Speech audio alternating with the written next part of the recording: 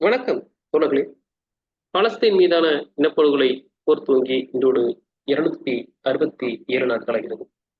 இந்நிலையில் கடந்த 2 நாட்களுக்கு முன்பு, அதாவது நேற்று முன்தினம் இரவு, அமெரிக்க அதிபர்களுக்கான நேரடி விவாதம் நடைபெற்றதை நாம் பார்த்திருப்போம்.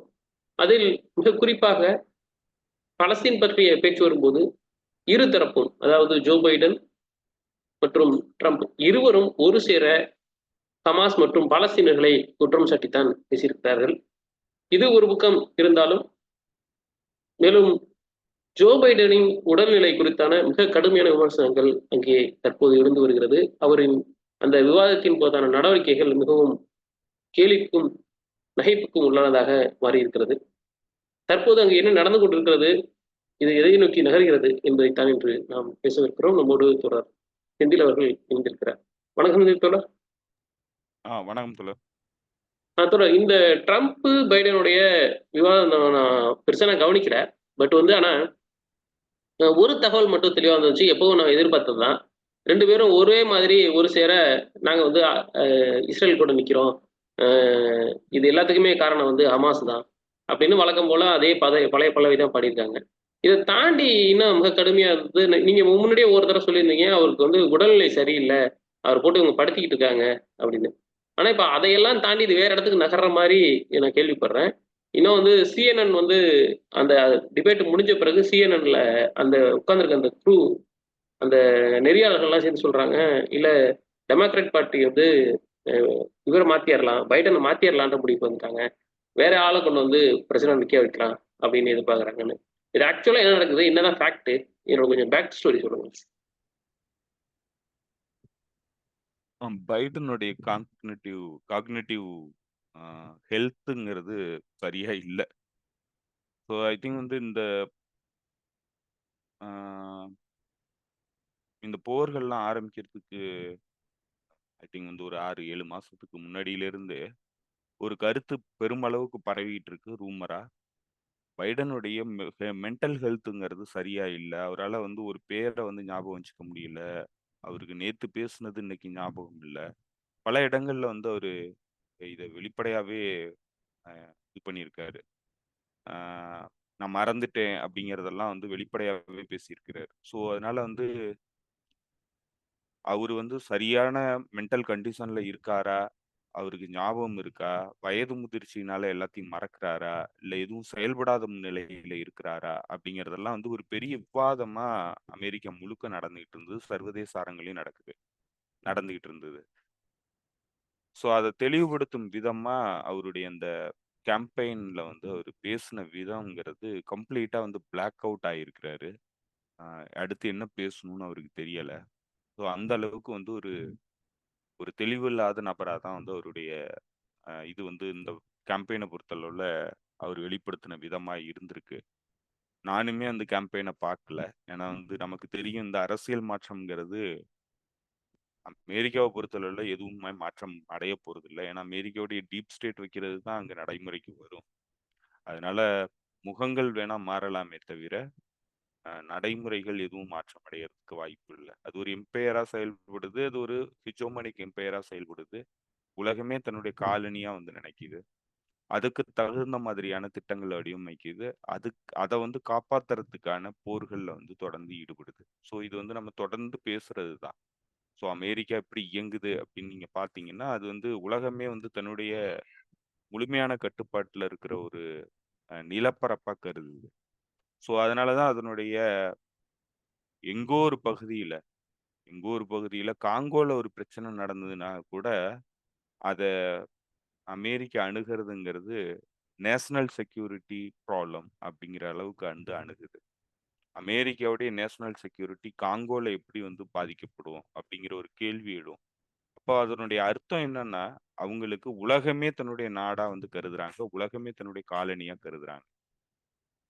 அந்த பின்னணியில தான் அவங்களுடைய வாதங்கள் எல்லாமே இருக்கு. அந்த மனநிலைங்கிறது உலகமே தன்னுடைய கட்டுப்பாட்டுக்கு கீழ இருக்கிறது அப்படிங்கிறது தான் உங்களுடைய அ அந்த இன்னர் மீனிங். என்ன சிந்தனை ஓட்டத்தோட அந்த நேஷனல் செக்யூரிட்டி அப்பராட்டஸ்ங்கிறது இயங்குது அப்படின்னு நீங்க பார்த்தீங்கன்னா, உலகமே தன்னுடைய கட்டுப்பாட்டுல இருக்கு. இப்போ உலகத்துல நடக்கிற எல்லா பிரச்சனைகளும் இல்ல தனக்கு எதிராக நடைபெற சிக்கல்கள் எல்லாமே, மாற்றங்கள் எல்லாமே ஒரு சிவில் வாரா பாக்குது. உலகத்தையே வந்து தன்னுடைய கட்டுப்பாட்டுல இருக்கிற பகுதியாகவும், தன்னுடைய நாடாகவும், அதுக்குள்ள ஏற்படுற இந்த அமெரிக்காவுக்கு எதிரான நடவடிக்கைகள்ங்கிறது ஒரு சிவில் வாராவும் பாக்குது. இப்போ உலகமே தன்னுடைய கட்டுப்பாட்டுல இருக்கு. அதுதான் வந்து அந்த கவுண்டர் இன்சர்ஜென்சி அப்படிங்கிற ஒரு டாக்டிக்க வந்து உலகம் முழுக்க பயன்படுத்துறாங்க. கவுண்டர் இன்சர்ஜென்சிங்கிறது ஒரு நாட்டுக்கு ஒரு ஒரு அரசாங்க கட்டமைப்புக்கு எதிரா கிளர்ந்தெழுற மக்கள் குழு, இல்ல வேற ஒரு அமைப்பு முறைகள். ஸோ அந்த டாக்டிக்க அவங்க உலகம் முழுக்க பயன்படுத்துறாங்க. அது எப்படி வந்து கவுண்டர் இன்சர்ஜென்சி டாக்டிக் ஆக முடியும்? ஏன்னா அமெரிக்காக்குள்ள தான் வந்து நீங்க அத பயன்படுத்த முடியும். உலகம் முழுக்க நீங்க பயன்படுத்துறீங்கன்னா, அப்போ உலகமே உங்களுடைய நாடா வந்து அவங்களுடைய மனநிலைங்கிறது இருக்கு அப்படிங்கிறது தான் அதுலலாம் வெளிப்படுது. ஸோ ஆ அந்த நிலையில தான் வந்து அந்த நேஷனல் செக்யூரிட்டிங்கிறது அவங்க வந்து கட்டமைப்பு பண்றாங்க. அதுதான் வந்து உங்களுடைய அ டீப் ஸ்டேட் நம்புது. அந்த டீப் ஸ்டேட்டுக்கு கட்டுப்பட்டவர்களா தான் வந்து அந்த அதிபர்கள் வந்து வர முடியும். சிவில் சர்வன்ட்டா வந்து வர்ற அதிபர்கள்ங்கிறவங்க, அந்த டீப் ஸ்டேட் வைக்கிறத அ நகர்வுகளுக்கு ஏற்ப தான் வந்து அவங்களுடைய திட்டங்கள வந்து அவங்க நடைமுறைப்படுத்த முடியும். ஸோ அந்த பின்னணியில இந்த மாற்றங்கள்ங்கிறது இந்த ட இந்த இந்த ஜனநாயக அமைப்பு முறையில இடம்பெற மாற்றங்கள்ங்கிறது எந்த மாற்றத்தையும் கொண்டு வராதுங்கிறது நம்மள மாதிரியானவர்கள் முழுமையா நம்பக்கூடியது. அதனால நம்ம அத பெருசா கண்டுக்கிறது இல்ல. அவங்க என்ன பேசுறாங்க என்னங்கிறது. யார் வின் பண்ணாலும் ஒண்ணுதான் அப்படிங்கிற மாரி தான் நம்ம கவனிக்கிறோம். ஸோ அதனால நம்ம பெருசா அத கண்டுக்கிறது இல்ல. அதனால தான் நானும் இத பார்க்கல. ஆ ஆனா இப்ப வெளிவந்திருக்கிற விஷயங்கள் எல்லாமே அவரு வந்து மென்டல் ஸ்டெபிலிட்டிங்கிறது ரொம்ப மோசமா இருக்கு. அவரால வந்து பேச முடியல. தொடர்ந்து வந்து விவாதிக்க முடியல அப்படிங்கிறது தான் வந்து சொல்றாங்க. ஆ இது தொடர்பா இப்ப இந்த சம்பவம் நடைபெற்ற உடனே செய்மார் ஹெர்ஸ் வந்து ஒரு ஆர்டிக்கிள் எழுதியிருக்காரு. ஸோ அவரு வந்து அந்த ஆர்டிக்கிளுக்கு பேர் வந்து என்ன பேர் வச்சிருக்கிறாருன்னா, ஆ "who who is running the country" அப்படிங்கிற தலைப்ப வந்து அவரு வச்சிருக்கிறாரு. யார் வந்து இந்த நாட்ட வந்து ரன் பண்றது அப்படிங்கிறத வந்து தலைப்பா வச்சிருக்கிறாரு. அவரு அதுல முதல்ல அதாவது சப்டைட்டிலா அவரு சொல்லியிருக்கிறது வந்து, "Biden's decline has been known to friends and insiders for months." அது இப்ப மட்டும் இல்ல, மாதங்களா நடக்கிற ஒரு விஷயம். இதெல்லாம் உள்ளுக்கு இருக்கிறவங்களுக்கு தெரியும். அப்படிங்கிறத அவரு சொல்லியிருக்கிறாரு. ஸோ, அவரு தொடர்ந்து பேசும்போது, கடந்த 6 மாதங்களுக்கு மேலா பைடனுடைய மனநிலைங்கிறது ஒரு செயல்படும் தன்மையில இல்ல அப்படிங்கிறத விளக்குறாரு. பல இன்டர்னல் சோர்ஸ் மூலமா கிடைச்ச தகவல்கள் மூலமா வந்து அவர் ஒவ்வொன்னையா விளக்குறாரு. பைடன் வந்து இன்னும் சொல்லப்போனா காசால நடக்கிற போர்லயோ, இல்ல யுக்ரைனுக்கு எதிரான ரஷ்யாவுடைய போர்லயோ வந்து அவருடைய முடிவுங்கிறது அவருடைய தனித்த முடிவுகளா இல்ல அப்படிங்கிறத அவர் தெளிவுபடுத்துறாரு. ஏன்னா அதுல வந்து அவரு இன்ஃப்ளூயன்ஸே பண்ண முடியாத அளவுக்கு வந்து ஒரு கட்டமைப்பு ரீதியா வந்து அவர கட்டுப்படுத்துற சக்திகள் வந்து உள்ளுக்கு இருக்கிறாங்க. அப்படிங்கிறத அவரு சொல்றாரு. அப்ப யாரு இத கட்டுப்படுத்துறா அப்படிங்கிறதுக்கு முன்னாடி, பைடன் வந்து எந்த மாதிரி இந்த சூழல வந்து பார்க்குறாரு அப்படிங்கிறத பத்தி அவரு பேசும்போது, அவர் சொல்றாரு, "பைடன் வந்து ஐசோலேட் பண்ணப்பட்டிருக்கிறாரு" அப்படிங்கிறாரு. யாரு கூடயும் வந்து அவரு பேசக்கூட அனுமதிக்கிறதில்ல அப்படின்னு சொல்லி சொல்றாரு. இப்போ அவருடைய நண்பர் ஆ தொடர்ந்து வந்து பைடனுக்கு உதவி பண்ணக்கூடிய நண்பர். ஏதாவது சிக்கல் வரும்போது பைடன் வந்து அவர்ட்ட தான் பேசி ஹெல்ப் கேட்பாராம் முடிவெடுக்கிறதுல. அவரு வந்து சமீபத்தில இவரு கேட்டதுக்கு அவரு பேசியிருக்கிறாரு. அவர் சொல்றாரு, பைடன் வந்து சமயத்தில வந்து இவர்ட்ட பேசும்போது, ஒயிட் ஹவுஸ் வந்து கேயோஸ்ல இருக்கு. ஒரு மாரி பரபரப்பா ஒண்ணும் புரியாத ஒரு சூழ்நிலையில அ ஒயிட் ஹவுஸ்ங்கிறது இருக்கு. வெள்ளை மாளிகை. எனக்கு ஆஃபீஸ் போறதுக்கே புடிக்கல. எனக்கு ஆஃபீஸ்க்கு போறதுங்கிறது ரொம்ப பயமா இருக்கு. அது மட்டும் இல்ல, எனக்கு அங்க போறத விட, அவரு அத சிரிச்சுக்கிட்டே சொல்லியிருக்கிறாரு. அங்க போறதுக்கு பதிலா, நான் டெய்லி வந்து ரூட் கேனால் ட்ரீட்மென்ட்க்கு போறது வந்து எனக்கு பெட்டரா தோணுது அப்டின்றாராம். அப்பன்னா அந்த அளவுக்கு பல்வலிக்கான சிகிச்சைக்கு போறது வந்து வலி மிகுந்தது. அதை விட மோசமானதா வந்து என்னுடைய இந்த வெள்ளை மாளிகையுடைய ஆபீஸுங்கிறது எனக்கு கடினமானதா இருக்கு அப்படின்னு சொல்லியிருக்கிறாரு. ஸோ தொடர்ந்து அவர் இதை பத்தி பேசும்போது யாரோ ஒரு ரிட்டையர்ட் செனட்டர் இவரை வந்து ஃபாரின் ட்ரிப்புக்காக வந்து கூப்பிட்டுருக்கிறாரு. அவர் வந்து இவருக்கு ரொம்ப நெருக்கமானவர், நீண்டகால நண்பர். சரின்னு சொல்லி பைடன் வந்து போயிருக்கிறாரு அவர் கூட போயிருக்கிறாரு. அவங்க 2 பேரும் கார்ட்ஸ் ப்ளே பண்ணியிருக்கிறாங்க. சீட்டு விளையாண்டுருக்காங்க. அப்புறம் வந்து ட்ரிங்க்ஸ் பண்ணியிருக்கிறாங்க. ஒரு 2 பெக்கு ட்ரிங்க்ஸ் வந்து பண்ணிட்டு, என்ஜாய் பண்ணி ஜாலியா இருந்துட்டு போயிருக்கிறாங்க. போயிட்டு அங்கிருந்து திரும்ப வரும்போது, அந்த செனட்டர வந்து தனியா அனுப்பிச்சுட்டு பைடன தனி ஃப்ளைட்ல கொண்டு வந்துட்டாங்களாம். ஸோ அவருடைய நண்பர் கூட வந்து அவரு வந்து உறவு உறவாடுறத வந்து தடுக்கிற அளவுக்கு அவரு வந்து கட்டுப்படுத்தப்படுறாரு. ஸோ அததான் வந்து அவரு இதுல தெளிவுபடுத்தியிருக்கிறாரு. இதெல்லாம் யாரு பண்றா? அப்படிங்கிறத பத்தி அவரு பேசும்போது தான், அவரு ஒரு மிக முக்கியமான நபர பத்தி பேசுறாரு. அவரு டோனிலோன் தாமஸ் டோனிலோன்ங்கிறவர பத்தி பேசுறாரு. தாமஸ் டோனிலோன் யாரு அப்படின்னாக்க, பைடனுடைய கேம்பெயின் மேனேஜர். இப்போ கேம்பெயின் அவருடைய 2020 கேம்பெயினை வந்து நடத்தினது வந்து தாமஸ் டோனிலோன். அவருடைய தம்பியும் அவரும் வந்து முழுமையா வந்து இவரை கட்டுப்படுத்துறாங்க அப்படின்னு சொல்றாரு. அது கேம்பெயினுக்காக கட்டுப்படுத்துறங்கிற பேர்ல வந்து சொல்றாங்களா? இல்ல முழுமையா வந்து தன்னுடைய ஈவன் வந்து அவரு இதுல இன்னும் கூட தெளிவுபடுத்துறாரு. எல்லா முடிவுகளும் அவங்களுடைய கட்டுப்பாட்டுல தான் இருக்கு அப்படிங்கிற மாதிரி வந்து சைமர் ஹெர்ஸ் வந்து சொல்றாரு. ஸோ இந்த இவரா தாமஸ் தோழர்? டோனிலான் ஆமா தாமஸ் ம். டோனிலான். ஸோ தாமஸ் டோனிலான் யாரு அப்படின்னு நீங்க வந்து அவரை பத்தி பார்த்தீங்கன்னா, தாமஸ் டோனிலான் ஏற்கனவே 3 முறை 3 பிரசிடென்ட்டுக்கு கீழ வந்து முக்கிய பொறுப்புல இருந்தவர். ஒபாமா டயத்துல பைடன் வைஸ் பிரசிடென்ட்டா இருக்கும்போது நேஷனல் செக்யூரிட்டி அட்வைசரா இருந்தவர். இப்போ இவர் தொடர்ந்து வந்து இந்த டீப் ஸ்டேட் உடைய அ, அ, பியூரோக்ராட்ஸ் மத்தியில வந்து புகழ் பெற்றவரா இருக்கிறாரு. இவர் வந்து டெமோக்ராட்டிக் பார்ட்டியுடைய முக்கிய பொறுப்பாளராகவும் இருக்கிறாரு. ஸோ இவர் தான் வந்து கேம்பெயினை வந்து ரன் பண்றாரு, பைடனுடைய கேம்பெயினை. அப்ப இவருடைய பின்னணிய பார்த்தீங்கன்னா, இவரு ஜிம்மி கார்ட்டர் டயத்துல இருந்து வந்து ஸ்டேட் டிபார்ட்மெண்ட்ல ஒர்க் பண்றாரு.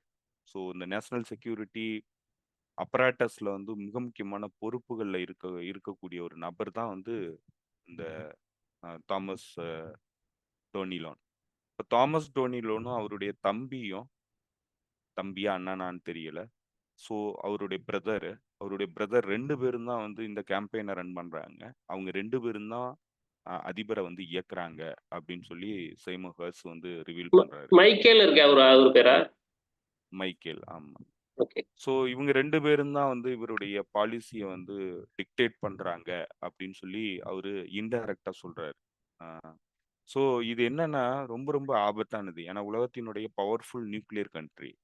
இன்னைக்கு உலகத்துல 2 இடத்துல மிகப்பெரிய போர்கள் வந்து நடைபெறுது. இது 3ஆம் உலகப் போரா வெடிக்கிறதுக்கான எல்லா வாய்ப்புகளும் இருக்கிறதா அஞ்சப்படுது. அது மட்டும் இல்ல, உலகத்தை அழிக்கக்கூடிய ஒரு அணு ஆயுத போரா மாறுறதுக்கான வாய்ப்பு இருக்கிறதா கருதப்படுது. அப்படி இருக்கிற நேரத்துல ஒரு நாட்டினுடைய உலகத்தினுடைய சூப்பர் பவர், எல்லாரோட பவர்ஃபுல் கண்ட்ரியா இருக்கிற ஒரு நாட்டினுடைய அதிபர் அவருடைய கட்டுப்பாட்டுல இல்லாம அவரு 3ஆம் நபரால கட்டுப்படுத்தப்படுறாரு. அவரு வந்து டிசிஷன்ஸ் வந்து எடுக்கிறாருனாக்கா அவருக்கு எந்த ரெஸ்பான்சிபிலிட்டியும் கிடையாது. மக்களுக்கு பதில் சொல்ல வேண்டிய அவசியம் கிடையாது அந்த நபருக்கு. அவரு பேக்டோர் வழியா ஒர்க் பண்றாரு. டெமோக்ராட்டிக் மீனிங்க்கு விரோதமா இயங்கக்கூடிய நபரா தான் வந்து தாமஸ் டொனிலோன் வந்து இயங்குறாரு. அவருக்கு எந்த ரெஸ்பான்சிபிலிட்டியும் கிடையாது. அவரு யாருக்கும் பதில் சொல்ல வேண்டிய அவசியம் கிடையாது. அவரு இயக்குறாரு. அவருடைய இயக்கத்துக்கு பைடன் கட்டுப்பட்டு நடக்கிறாரு அப்படின்னா, இது ரொம்ப ரொம்ப ஆபத்தானது. மிக மிக ஆபத்தானது. இப்படி ஒரு சூழ்நிலையில உலகத்தினுடைய ஒரு பவர்ஃபுல் நியூக்ளியர் கண்ட்ரிங்கிறது இருக்குது. அதே சமயத்துல அது ரெக்லெஸ் நடவடிக்கைகள்ல இந்த போர்கள்ல வந்து செயல்படுது அப்படின்னா, அது ரொம்ப ரொம்ப ஆபத்தானது. மனித சமூகத்துக்கே மிக மிக ஆபத்தானது. ஸோ அதுதான் நடக்குது இங்க. ஸோ இவங்க தான் வந்து இப்ப பாலிசி வந்து டிசைன் பண்றாங்க. அதனால தான் வந்து இந்த கன்சிஸ்டன்சி இல்லாம இருக்கு. நம்ம பலமுறை பேசியிருக்கோம். ஸ்டேட் டிபார்ட்மெண்ட்ங்கிறது கன்சிஸ்டன்சி இல்லாம இருக்கு அப்படிங்கிறத வந்து நம்ம பல இடங்கள்ல வந்து தெளிவுபடுத்தி பேசியிருக்கோம். ஏன்னா செக்ரட்டரி ஆஃப் ஸ்டேட் ஒண்ணு பேசுறாரு. நேஷனல் செக்யூரிட்டி அட்வைசர் ஜாக் சுலைவான் ஒண்ணு பேசுறாரு. அ பைடன் ஒண்ணு பேசுறாரு. பென்டகனுடைய செய்தி தொடர்பாளர் ஜான் கிர்பி ஒண்ணு பேசுறாரு. ஒயிட் ஹவுஸ் உடைய செய்தி தொடர்பாளர் மில்லர் வந்து ஒண்ணு பேசுறாரு. ஸோ இந்த இதுல இதுல கன்சிஸ்டன்சின்னு இன்னொன்னு கொஞ்சம் இன்னொன்னு லாய்ட் ஆஸ்டின் வேற ஒண்ணு பேசுறாரு. லாய்ட் ஆஸ்டின் ஹாஸ்பிட்டல்ல சேர்ந்தது தெரியாது 4 நாள் இவங்களுக்கு. ஜனவரி 1ஆம் தேதி சேர்ந்து ஆ ஜனவரி 5ஆம் தேதி தான் தெரியும் இவங்களுக்கு ஹாஸ்பிட்டல்ல சேர்ந்திருக்காருன்னு. ஸோ அந்த அளவுக்கு இருக்கு. அந்த அளவுக்கு கேயாட்டிக் சிச்சுவேஷன்ல வந்து ஒயிட் ஹவுஸ் வந்து ஃபங்ஷன் ஆகுது. ஸ்டேட் டிபார்ட்மெண்ட் ஃபங்ஷன் ஆகுது. ஸோ இதெல்லாம் வந்து எப்ப நடக்குதுன்னா, இது நார்மல் டேஸ்ல நடந்ததுன்னா கூட வந்து அச்சப்பட வேண்டியது இல்ல. இது வந்து போர்க்கால சூழல். போர் சூழல்ல இந்த மாதிரி நடக்கிறதுங்கிறது மிக, மிக ஆபத்தானது. ஏன்னா அமெரிக்காவுடைய பாப்புலேஷனுக்கு இதுல என்ன ரெஸ்பான்சிபிலிட்டி வந்து இவங்க குடுப்பாங்க? யாரு வந்து இதுக்கு ரெஸ்பான்சிபிளா இருக்க போறா அப்டின்னா, யாருமே இல்ல. எல்லாருமே வந்து கைய உதறிட்டு போயிருவாய்ங்க. எனக்கு தெரியாது, உனக்கு தெரியாதுன்ட்டு. கடைசியா வந்து பைடனுக்கு பார்த்தா, பைடன வந்து நீங்க அக்கவுண்டபிளா கொண்டு வர முடியுமான்னா, பைடனுக்கு நேத்து நடந்தது இன்னைக்கு தெரியல. மறந்துடுறாரு. ஸோ, அதனால பைடன் வந்து ரெஸ்பான்சிபிளா வந்து நீங்க வந்து அக்கவுண்டபிளா கொண்டு வர முடியாது. ஏன்னா, அவருடைய ஹெல்த் சிச்சுவேஷன் அந்த மாரி இருக்கு. ஸோ, இப்படி ஒரு மோசமான காலகட்டம் வந்து அமெரிக்காவுடைய பாலிடிக்ஸ்ல வந்து இடம்பெறுது.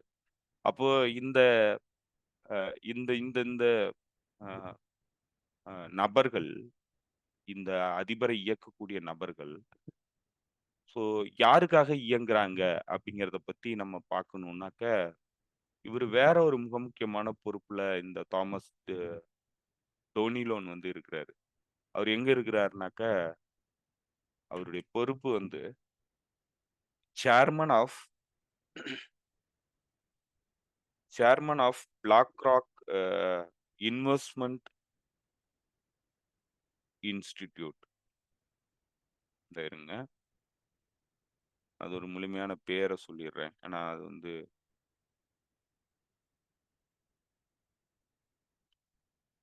Thomas Donilon, chairman of the BlackRock investment institute.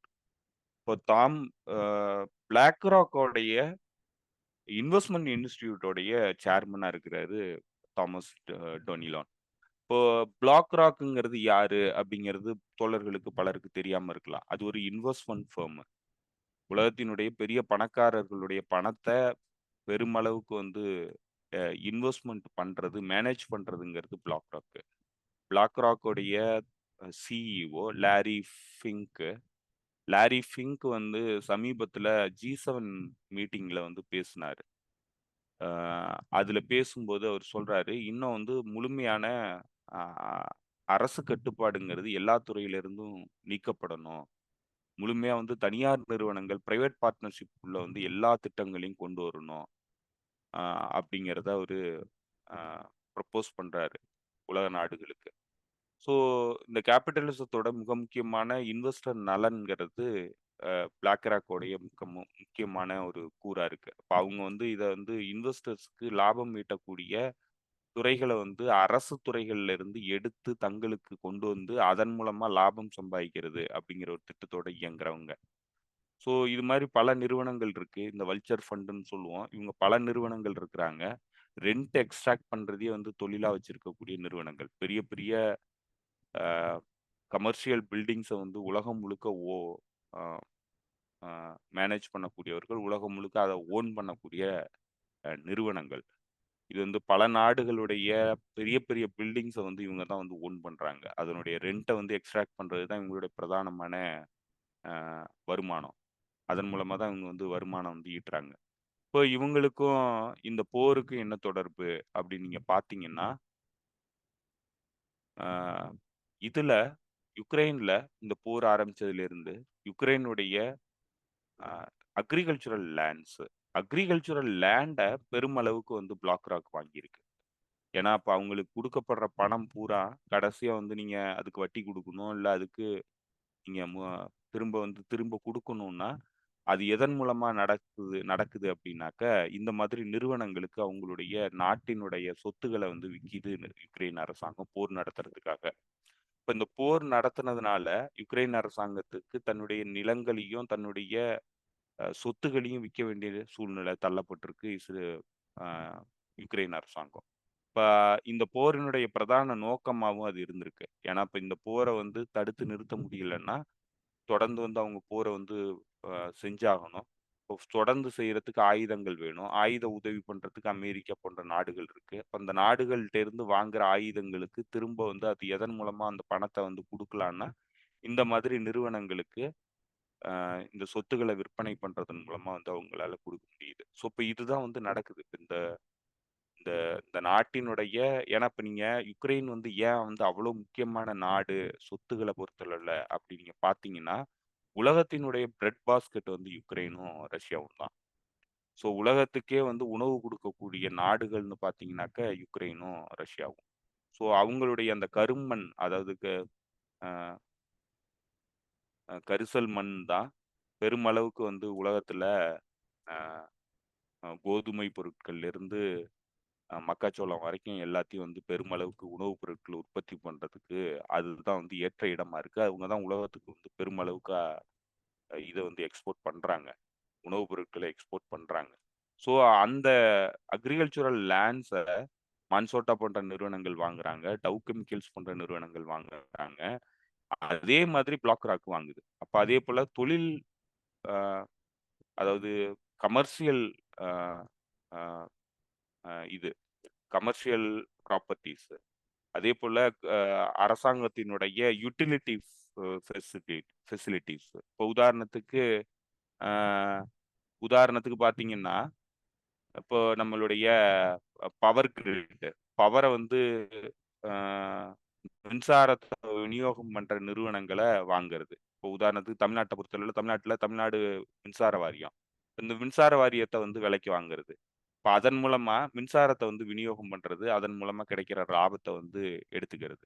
So இது மாதிரி யுக்ரைனுடைய பெரும்பாலான அ அ யுட்டிலிட்டி நிறுவனங்கள், அ தண்ணி குடுக்கறதுக்கான நிறுவனங்கள், இது எல்லாத்தையும் இப்ப இந்த சூயஸ் கம்பெனின்னு சொல்லிட்டு பிரெஞ்சோட ஒரு கம்பெனி வந்து இதுக்கு ஆ கோயம்புத்தூர்ல வந்து வாட்டர் சப்ளை வந்து பண்றதுக்கான ஒப்பந்தத்துல கையெழுத்து போட்டிருந்தது. ஸோ அந்த மாதிரியான நிறுவனங்கள வாங்குறத பிரதானமா வச்சு இந்த BlackRock நிறுவனம் வந்து யுக்ரைன்ல ஃபங்ஷன் ஆகுது. அத வந்து பெருமளவுக்கு அச்சீவ் பண்ணியிருக்கிறாங்க. இப்ப இந்த போர்னால. இல்லன்னா வந்து ஒரு வேள குடுக்க வேண்டிய அவசியம் ஏற்பட்டிருக்காது யுக்ரைனுக்கு. இந்த போர் உருவானதுனால அத குடுக்க வேண்டிய அவசியத்துல தள்ளப்பட்டிருக்கு யுக்ரைன். இப்போ இதே மாதிரி இப்ப இந்த போர் உருவானதுக்கான இன்னொரு மிக முக்கியமான காரணம், ரஷ்யாவுல வந்து பெருமளவுக்கு நேச்சுரல் ரிசோர்ஸஸ் இருக்கு. அதேபோல யுட்டிலிட்டி நிறுவனங்கள் வந்து பெருமளவுக்கு லாபம் கொளிக்கக்கூடிய யுட்டிலிட்டி நிறுவனங்கள் இருக்கு. பெருமளவுக்கு நேச்சுரல் ரிசோர்ஸ் உடைய எக்ஸ்ட்ராக்ஷன் வந்து ரஷ்யால வந்து பண்ண முடியும்.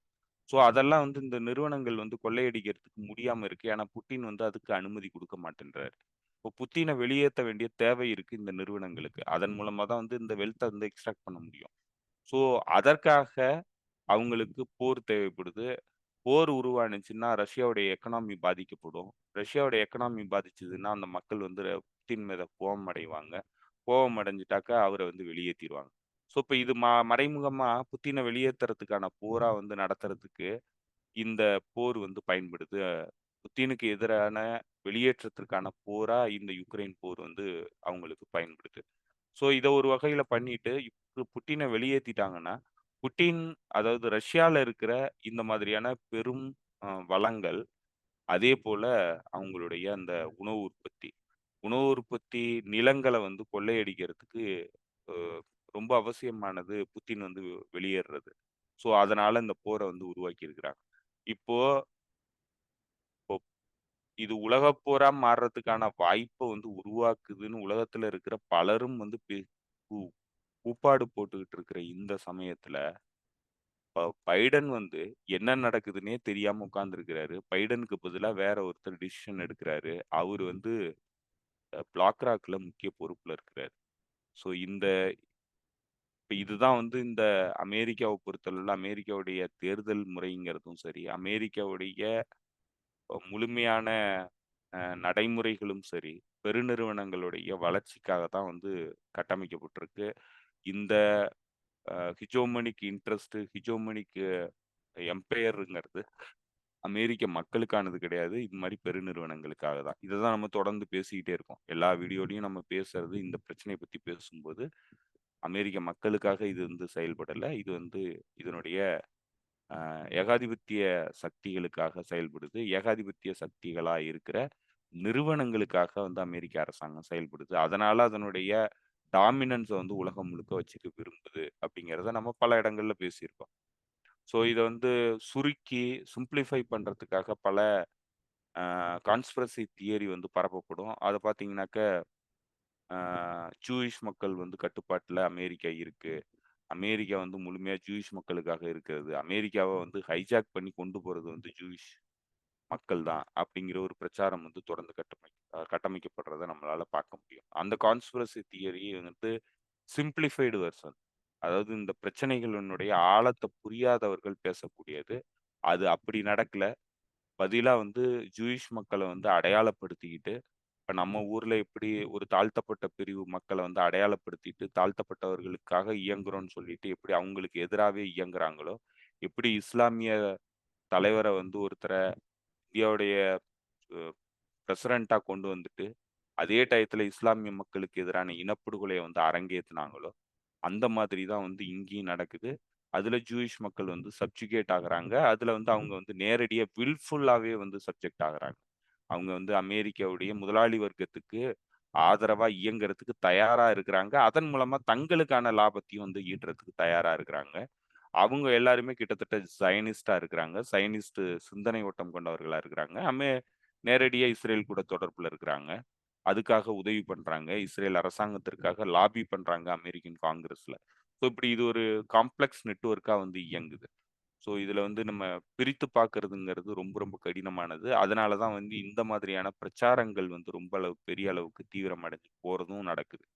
ஸோ அதுல சில உண்மைகள் இருக்கு, சில பொய்கள். இதெல்லாம் சேர்ந்தது தான் இந்த கான்ஸ்பிரசி தியரிங்கிறது. ஒரு உண்மைக்கு ஆ கண்ணு, காது, மூக்கு எல்லாம் வச்சு பொய்ய சேர்த்து சொல்றது தான் வந்து இந்த கான்ஸ்பிரசி தியரி.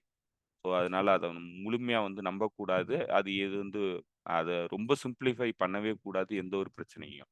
ஏன்னா அந்த சிம்ப்ளிஃபிகேஷன்ங்கிறது ரொம்ப ரொம்ப மோசமான விளைவுகள தான் ஏற்படுத்தும். நம்மளுடைய பிரச்சனையினுடைய ஆழத்த வந்து நம்மளால புரிஞ்சுக்க முடியாது சிம்ப்ளிஃபை பண்ணும்போது. ஸோ அதனால தான் நம்ம முடிஞ்ச வரைக்கும் நம்மளுடைய வீடியோக்கள்ல நம்ம முடிஞ்ச வரைக்கும் எல்லாத்தையும் வந்து டாப் டூ பாட்டம் விளக்குறதுக்கான அடிப்படையான காரணமே, இந்த சிம்ப்ளிஃபிகேஷன்ங்கிறது ரொம்ப ரொம்ப ஆபத்தானது. நமக்கு முழுமையான எதிரிகள வெளிப்படுத்தாது. நம்ம வந்து சப்ஜெக்ட் ஆகறதுக்கு அது வாய்ப்பு அமைஞ்சிரும். ஸோ அதுதான் வந்து நம்ம தெளிவா பேசுறோம். அதனால தான் நம்ம ரொம்ப ரொம்ப மெனக்கெட்டு பேச வேண்டியிருக்கு. ஒவ்வொரு பிரச்சனையும் வந்து தீவிரமா அலசி ஆராயறதுக்கான அடிப்படைங்கிறது, இந்த சிம்ப்ளிஃபிகேஷன வந்து நம்ம பண்ணிட்டோம்னாக்க, அது வந்து தோழர்களுக்கு தவறான புரிதலை ஏற்படுத்தும் அப்படிங்கிறது தான் அதுக்கு அடிப்படையான காரணம். ஸோ அதனால இப்போ இங்க பைடன வந்து முழுமையா இயக்குறது BlackRock உடைய சேர்மனா இருக்கிறவரு இயக்குறாரு. BlackRock உடைய ஒரு ஒரு பிரிவினுடைய சேர்மனா இருக்கிறவர் வந்து இயக்குறாருங்கிறத செய்மோர் ஹெர்ஸ் வந்து சொல்றாரு. அவர் செய்மோர் ஹெர்ஸ் இந்த விஷயங்கள சொல்லல. நம்ம இதிலிருந்து தேடுனதுல கிடைச்சது இவர் யாரு அப்படின்னு பார்க்கும்போது தான் அவர் தெரியுது. அவர் BlackRock இன்வெஸ்ட் இன்வெஸ்ட்மென்ட் இன்ஸ்டிடியூட் உடைய சேர்மனா இருக்கிறாரு. ஸோ, இவரு தான் வந்து இப்ப இயக்கிட்டு இருக்கிறதா செய்மூர் ஹெர்ஸ் சொல்றாரு. இப்ப இதே மாரி இப்ப இத வந்து ட்ரம்ப் ஏன் கேள்வி எழுப்பல? ஏன்னா ட்ரம்ப்புக்கு இது தெரிஞ்சிருந்ததுன்னா, அவரு பொலிட்டிக்கல் ரைவல வந்து காலி பண்றதுக்கு இது ஒரு வாய்ப்பா அமையுமே! அப்படிங்கிற கேள்வி வந்து பலருக்கும் எழுது. அந்த கேள்விக்கான பதில் எங்க இருக்குன்னா, ட்ரம்ப் வந்து பிளாக் ஸ்டோனுக்கு ஆதரவானவரா இருக்கிறாரு. ட்ரம்ப்புடனுடைய கேம்பெயின் ஃபண்டிங்கிறது பெருமளவுக்கு எங்கிருந்து வருதுன்னா, பிளாக் ஸ்டோன்ல இருந்து வருது. பிளாக் ஸ்டோன்ங்கிறது பிளாக் அ பிளாக் ராக்ங்கிறதே வந்து பிளாக் ஸ்டோன்ல இருந்து பிரிஞ்சு வந்த ஒரு நிறுவனம். இப்ப அதுவும் வந்து ஒரு இன்வெஸ்ட்மென்ட் ஃபர்ம். அத வந்து ரன் பண்றாங்க. அதுவும் பெருமளவுக்கு வந்து அ அ லாபி பண்றதுல பெருமளவுக்கு ஈடுபடுது. அது பல நிறுவனங்கள வந்து கட்டுப்படுத்துது. பல இடங்கள்ல வந்து இன்வெஸ்ட்மென்ட்ஸ் வந்து பண்ணியிருக்கு. அப்ப ட்ரம்ப்னுடைய ஆட்சினா, ட்ரம்ப் வந்து யாருக்கு ஆதரவானவரா நிப்பாரு அப்டின்னா, பிளாக் ஸ்டோனுக்கு ஆதரவா நிப்பாரு. இப்ப பிளாக் ஸ்டோனுக்கும், பிளாக் ராக்குக்கும் இந்த போர்கள்ல எதுவும் மாற்று கருத்துகள் இருக்கான்னா, எந்த மாற்று கருத்தும் இல்ல. இப்ப என்னன்னா, வளங்கள கொள்ளையடிக்கணும். உலகத்த வந்து தன்னுடைய சப்ஜுகேட் பண்ணி வளங்கள கொள்ளையடிக்கணும். இப்ப கொள்ளையடிக்கும்போது நிறுவனங்கள் எந்த நிறுவனங்களுக்கு குடுக்கறது அப்படிங்கிறதுல தான் வந்து வேறுபாடு இருக்கே தவிர, பெருமளவுக்கு எந்த நிறுவனங்களுக்கு குடுக்கறது அப்படிங்கிறதுல தான் இருவருக்கும் வேறுபாடு இருக்கே தவிர, கொள்ளையடிக்கிறதுலயோ, இல்ல இந்த சப்ஜுகேஷன் பண்ணி உலகத்தை தன்னுடைய கட்டுப்பாட்டுல வச்சிருக்கிறதுல 2 நிறுவனங்களுக்கு எந்த மாறுபட்ட கருத்தும் கிடையாது. ஸோ அந்த பின்னணியில தான் வந்து பிளாக்ஸ்டோன் வந்து இவருக்கு ட்ரம்ப்புக்கு வந்து முழுமையா வந்து நிதி உதவி பண்ணுது அவருடைய பிரச்சாரத்திற்காக. ஸோ இப்படிதான் வந்து அமெரிக்காவுடைய பாலிடிக்ஸ்ங்கிறது இயங்குது. அப்போ அ அமெரிக்காவுடைய டெமோக்ரஸிங்கிறது காசு குடுத்தா வாங்கிட முடியும் அப்படிங்கிற நிலையில தான் இருக்கு. இத பலரும் வந்து தெளிவுபடுத்தியிருக்காங்க. அமெரிக்கன் பாலிடிக்ஸ்ங்கிறது டெமோக்ரஸிங்கிறது காசு அதிகமா இருந்ததுன்னா யார் வேணாலும் வாங்கலாம் அப்படிங்கிறது தான். இப்ப யாரு வாங்கலாங்கிறதுல சொல்லுங்க. இப்ப யாரு வாங்கலாங்கிறதுல போட்டி நடக்குது. ஒவ்வொருத்தரும் ஒவ்வொருத்தருக்கும் வந்து உதவி பண்றாங்க. அதுதான் வந்து இங்க நடந்துகிட்டு இருக்கே தவிர, மற்றபடி வந்து அடிப்படையான பாலிசி ரீதியான மாற்றங்கள்ங்கிறது 2 பேர்கிட்ட யாருகிட்டயுமே இல்லங்கிறது தான் இதுல இருந்து நமக்கு தெளிவாகுது.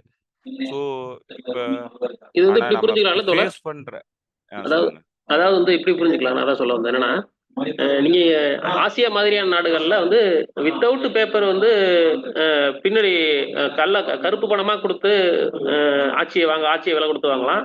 அங்க வந்து ஒயிட் பேப்பர்ல காசு குடுத்து ஆட்சிய விலை குடுத்து வாங்கலாம். அவ்வளவுதான் வித்தியாசம். இல்லையா? ஒயிட் ஒயிட் மணியா குடுத்து ஆட்சிய விலை குடுத்து வாங்கலாம். இதுதான் நடக்குது. ஆமா. நேரடியா அஃபிஷியலாவே நீங்க வந்து விலை குடுத்து வாங்கலாம். இங்க வந்து மறைமுகமா பிரைபரி பண்ணி வாங்கணும். அதாவது நம்ம ஊர்ல திருட்டுத்தனமா குடுக்கணும். இப்ப நம்ம ஊர்லயும் அத வந்து சட்ட ரீதியாவே மாத்திட்டாங்க. இந்த எலக்டோரல் பாண்டுங்கிறது இதுதான். இப்ப நிறுவனங்கள் நேரடியா காசு குடுத்து கிட்டத்தட்ட ஏன்னா இப்ப இந்தியா பொறுத்தளவுல இந்தியா எல்லாத்துலயும் இன்ஸ்பயர் ஆகுறது. நேத்து பேசின வீடியோல நம்ம பேசும்போது கூட சொல்லியிருந்தோம்ல. இந்தியா வந்து தன்னுடைய அரசியலும் சரி, வெளியுறவுத்துறையும் சரி, தன்னுடைய டெமோக்ரஸியையும் எதுலேருந்து இன்ஸ்பயர் பண்ணுதுன்னா, அமெரிக்கன் டெமோக்ரஸி அமெரிக்காவுடைய நடைமுறைகள்ல இருந்து தான் அது இன்ஸ்பயர் ஆகுது. நீங்க தொழில் வளர்ச்சியிலயும் வந்து அமெரிக்காவ தான் அது ஃபாலோ பண்ணுது. அமெரிக்காங்கிறது ஒரு ஆதிக்க சக்தி, ஆதிக்கத்தின் மூலமா தன்னுடைய தொழில் வளர்ச்சிய வந்து மேம்படுத்துது அப்படிங்கிற இடத்துல, இந்தியா வந்து ஒரு ஆதிக்க சக்தியா இயங்குறதுக்கு முயற்சி பண்ணுது. ஸோ, இப்ப இதே மாதிரி தான். உலகம் முழுக்க வந்து மற்ற நாடுகள்ல நீங்க இல்லீகலா பிரைப் பண்ணலாம். இல்லீகலா பிரைப் பண்ணி தங்களுக்கு அ சார்பானவர்கள கொண்டு வந்து தங்களுடைய திட்டங்கள வந்து நீங்க செயல்படுத்திக்கிறதுக்கான வாய்ப்பு இருக்கு. அமெரிக்காவுல நீங்க நேரடியாவே அஃபிஷியலா ஃபண்டிங் பண்ணி, கேம்பெயினுக்கு ஃபண்டிங் பண்ணி நீங்க வந்து விலை குடுத்து வாங்கிக்கலாம். ஸோ அமெரிக்கன் டெமோக்ரஸிங்கிறது விற்பனைக்கு தான். அதுல எந்த மாற்று கருத்தும் இல்ல. அதுதான் வந்து அ எதார்த்தமானதா இருக்கு. ஸோ அதுல தான் வந்து இந்த பிரச்சனைகள் எல்லாமே வந்து மையமா வச்சு செயல்படுது. ஸோ இதுல இப்ப நமக்கு பிரச்சனை என்னன்னா, இப்ப இவங்க சாதாரண நாட்கள்ல இந்த மாதிரி வந்து பிரைப் இல்ல கேம்பெயின் ஃபண்டிங் பண்ணி தனக்கு தேவையான திட்டங்கள வந்து செயல்படுத்துறதுங்கிறது, இன்னைக்கு உலகத்தினுடைய 2 மிக முக்கியமான போர்கள உருவாக்கி இருக்கிறாங்க. இனப்படுகொலை போரா ஒரு பக்கம் நடத்திட்டு இருக்காங்க. ஸோ இந்த இதுக்கும் பின்னணியா இருந்து இயங்குறதுங்கிறது, இவங்க இயங்கிக்கிட்டு இருக்காங்க அப்படிங்கிறது, இவங்களுக்கு எந்த வித பொறுப்பும் கிடையாது. இவங்க நாளைக்கு யாருக்கும் அக்கவுண்டபிள் கிடையாது. அதனால வந்து இவங்க வந்து எல்லாத்தையும் வந்து இவங்களே பண்றாங்க. ஆனா யாருக்குமே தெரியாது. யாரு பண்றாங்கிறது யாருக்குமே தெரியாது. ஸோ இப்படிதான் வந்து அமெரிக்காவுடைய டெமோக்ரஸி வந்து அ ரொம்ப மோசமான ஒரு காலகட்டத்தில இருக்கு. அததான் வந்து செய்மர் ஹெர்ஷோடைய ஆர்டிக்கிள் வந்து வெளிப்படுத்துது. ஸோ ஐ திங்க் வந்து இந்த பின்னணியில இருந்து தான் நம்ம வந்து இந்த பிரச்சனைகள அணுக வேண்டியிருக்கு. அரசியல்ங்கிறது நம்ம மேம்போக்கா சிம்ப்ளிஃபையே பண்ண முடியாது. ரொம்ப ரொம்ப அ டீப்லி கனெக்டடா இருக்கு. இப்போ இவங்க இவங்களுடைய திட்டங்கள் குளோபல் கவர்னன்ஸ் இவங்களுடைய திட்டங்கள்ங்கிறது என்னவா இருக்கு அப்படின்னீங்கன்னாக்க, ரஷ்ய போர நடத்தணுங்கிறது தான். ரஷ்ய போர வந்து நடத்தணுங்கிறாங்க. பிரைவேட் பார்ட்னர்ஷிப் பிரைவேட்ட வந்து எல்லாத்துலயும், எல்லா துறைகள்லயும் பிரைவேட் தான் வந்து ஹேண்டில் பண்ணும். அதுதான் வந்து எஃபெக்டிவான கவர்னன்ஸ் அப்படிங்கிறாங்க. பொருளாதாரத்த ஹேண்டில் பண்றதுக்கு பிரைவேட் நிறுவனங்கள் தான் வந்து தேவை. அவங்கள்ட்ட எல்லாத்தையும் குடுக்கணும் அப்படின்னு சொல்லி அட்வொகேட் பண்றாங்க உலகம் முழுக்க. நீங்க வேர்ல்ட் எக்கனாமிக் ஃபாரம்ல பார்த்தீங்கன்னா, இவங்களுடைய வாய்ஸ் தான் பெருசா இருக்கும். இவங்க தான் வந்து எல்லாருக்கும் அட்வொகேட் பண்ணுவாங்க. நீங்க வந்து உங்களுடைய நிறுவனங்கள தனியார் மயமாக்குங்க. அரசு நிறுவனங்கள் எதையுமே நடத்தக்கூடாது அப்படிங்கிறது தான் இவங்களுடைய வாதமா இருக்கும். இப்போ இவங்களுடைய இது இன்று நேத்து நடக்குதா? இப்ப இவங்க வந்து இப்படி இயங்குறது வந்து புதுசா அப்படின்னு பார்த்தீங்கன்னா, 2007, 2008 அந்த எக்கனாமிக் கிரைசிஸ் வந்துச்சு. இந்த எக்கனாமிக் கிரைசிஸ் நம்ம போன முறை பேசும்போது இந்த உலக அரசியலை பத்தி பேசும்போது சொல்லியிருந்தோம். இப்ப அந்த எக்கனாமிக் கிரைசிஸ் சால்வ் ஆகவே இல்லை. அது வந்து தொடர்ந்து இன்னமும் வந்து பாதிக்கப்பட்டு சூழல்ல இருந்து மாற்றம் அடையவே இல்லை அப்படிங்கிறத பத்தி நம்ம பேசியிருந்தோம். அப்ப அதுல நம்ம சொல்லியிருந்தோம் அந்த நிறுவனங்களுக்கு இதுல இருந்து வெளியே வர்றதுக்காக நிறுவனங்களுக்கு நிதி ஒதுக்கீடு பண்ணப்பட்டுச்சு, பெயில் அவுட் பண்ணாங்க அமெரிக்க அரசாங்கம். அது ஒபாமாவும் பண்ணாரு, புஷ்ஷும் பண்ணாரு. ஜேபி மோர்கன் போன்ற நிறுவனங்களுக்கு பேங்கர்ஸுக்கு வந்து காசு கொடுத்தாங்க அப்படின்னு. இப்ப இந்த காசெல்லாம் வந்து அவங்க ரியல் எஸ்டேட்ல இன்வெஸ்ட் பண்ணாங்கங்கிறத சொன்னோம். அந்த ரியல் எஸ்டேட்லயும் மற்ற இடங்கள்லயும் இன்வெஸ்ட் பண்றதுக்கு அவங்க பயன்படுத்துற நிறுவனம் தான் பிளாக் ராக்கு, பிளாக் ஸ்டோன். இப்ப பிளாக் ராக்கோடைய மதிப்பு 2008க்கு அப்புறம் பல மடங்கு உயர்ந்திருக்கு. பல மடங்கு உயர்ந்திருக்கு. ட்ரில்லியன்ஸ் ஆஃப் டாலர்ஸ் வந்து இந்த பிளாக் ராக்ல வந்து இன்வெஸ்ட் பண்ணியிருக்கிறாங்க. அமெரிக்கா கொடுத்த அந்த நிதிங்கிறது முழுமையா எங்க வந்து சேர்ந்ததுன்னா பிளாக் ராக்கு வந்துருச்சு. இப்போ பிளாக் ராக் என்ன பண்ணுதுன்னா ரெண்ட் எக்ஸ்ட்ராக்ஷனுக்காக ரியல் எஸ்டேட்ல இன்வெஸ்ட் பண்ணுது. இப்போ ரெண்ட் எக்ஸ்ட்ராக்ஷன்ல ரியல் எஸ்டேட்ல உலகம் முழுக்க இன்வெஸ்ட் பண்றதுனால பொருளாதார மாற்றம் ஏற்படுமா அப்படின்னா எந்த வித மாற்றமும் ஏற்படாது. அதனாலதான் அந்த எக்கனாமிக் கிரைசிஸ் இன்னைய வரைக்கும் சால்வ் ஆகல. ஏன்னா இது எல்லாமே ரெண்ட் எக்ஸ்ட்ராக்ஷனுக்காக இன்வெஸ்ட்மெண்ட்டுக்காக போய் சேர்ந்திருக்கே தவிர ஜாப் கிரியேஷனுக்கு எந்த வகையிலையும் பயன்படல. இந்த நிறுவனங்களுக்கு கொடுக்கப்பட்ட நிதிங்கிறது அங்கிருந்து ரீடைரக்ட் பண்ணி இன்வெஸ்ட்மெண்ட்ஸா ரியல் எஸ்டேட் இன்வெஸ்ட்மெண்ட்ஸா போய் சேர்ந்திருக்கு. அதுக்கு பெரும்பாலும் உதவி பண்ணியிருக்கிறது பிளாக் ராக், பிளாக் ஸ்டோன் போன்ற நிறுவனங்கள். இப்ப இவங்க தான் முழுமையா வந்து அரசாங்கத்தை கட்டுப்படுத்துறாங்க. ஏன்னா இவங்களுக்கு பெருமளவுக்கு இன்வெஸ்ட்மெண்ட்ஸ் வந்து பெருநிறுவனங்கள்ல இருந்து வருது. அந்த இன்வெஸ்ட்மெண்ட்ஸை பெரிதுபடுத்துறது, அந்த இன்வெஸ்ட்மெண்ட்ஸை செக்யூர் பண்றதுக்காக அவங்க தொடர்ந்து வந்து இந்த போர்களையும் தொடர்ந்து ஆதிக்கத்தையும் நிலைநிறுத்துறதுக்காக போர்களை உருவாக்குறாங்க. அமெரிக்காங்கிறது ஒரு ஹிஜோமனிக் பவரா இருக்கணுங்கிறதுல எந்த இடத்துலயும் விட்டு கொடுக்க தயாரா இல்ல. அதுக்காக போரை வந்து உருவாக்குறாங்க. எக்கனாமிக் சேஞ்சஸ்ங்கிறது எதுவுமே நடக்கல. வேலை வாய்ப்புகள் எதுவுமே உருவாகல. அதுக்கு பின்னணி காரணமா இருக்கிறது இவங்க தான். இப்ப இவங்க தான் வந்து என்ன பண்றாங்கன்னா தொழில் வளர்ச்சி ஏற்படுத்துறதுக்கு பதிலா அந்த காசுகளை கொண்டு வந்து ரியல் எஸ்டேட் துறையில போட்டு அதன் மூலமா ரெண்ட்டை வந்து எக்ஸ்ட்ராக்ட் பண்ணி அதன் மூலமா லாபம் அடையலாம் அப்படிங்கிற ஒரு திட்டத்தோட வந்து செயல்படுறாங்க. இதனால வேலை வாய்ப்புகள் உருவாகிறது இல்ல. ஏன்னா வந்து ரெண்ட் எக்ஸ்ட்ராக்ஷனுக்கு வந்து பணத்தை நீங்க வந்து இன்வெஸ்ட் பண்ணி வச்சீங்கன்னா வேலை வாய்ப்புகள் எந்த காலத்திலயும் உருவாகாது.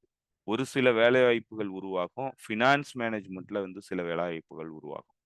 அதை தவிர பெரிய அளவுக்கு வேலை வாய்ப்புகள் உருவாகாது. லேபர் மார்க்கெட் பெரிய அளவுக்கு வளர்ச்சி அடைய போறது இல்ல. அதனாலதான் இந்த இந்த எக்கனாமிக் கிரைசிஸ்ல இருந்து இன்னும் அமெரிக்காவால வெளிவர முடியல.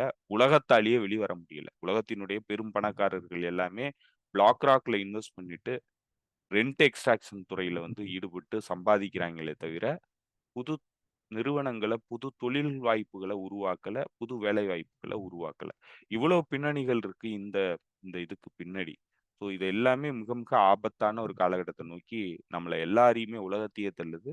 அதுக்கு இந்த கிரீடி கார்ப்பரேட்ஸ் வந்து பின்பக்கமா இருந்து இயங்குறாங்க. இன்னைக்கு அவங்களே இத இயக்கக்கூடிய நபர்களாகவும் நேரடியாவே இயங்குறத நம்மளால பார்க்க முடியுது. ஓகே, ஓகே தோழர். பார்க்கலாம். இது இந்த ஒரு தகவலை நம்ம தெளிவா ஏற்கனவே சொல்ல வேண்டி இருந்துச்சு. ஏன்னா தோழர்கள் எல்லாம் நினைச்சிட்டு இருந்தாங்க அமெரிக்கா வந்து இஸ்ரேலியர்கள் தான் ரன் பண்றாங்க அப்படின்னு. அது பலருக்கு இருந்துச்சு. எனக்கு கொஞ்ச நாள்ல இருந்துச்சு அது அது அது இல்ல, இது வந்து பணம் தான் இதோடைய பிரதானம் அப்படின்றத தெளிவா சொல்லியிருக்கிறீங்க. பல